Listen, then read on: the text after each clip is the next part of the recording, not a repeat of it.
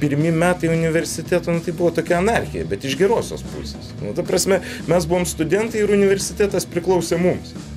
Ta prasme, mes ten galėjom daryti, ką norėjom.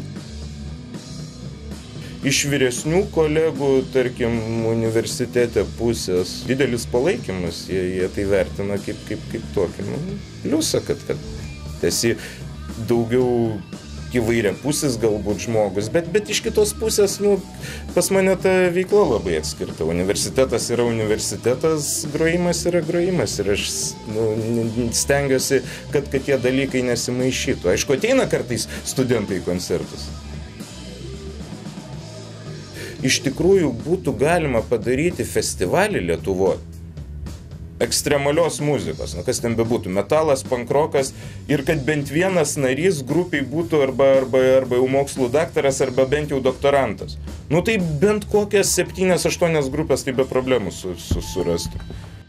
Jeigu neturėčiau akademinės veiklos ir jeigu man reikėtų vien tik groti, tai man būtų labai nuobodu. Atvirkščiai irgi, taip. Kartais būna, kad perskaitai kažkokią tai paskaitą ir matai, kad studentams patiko.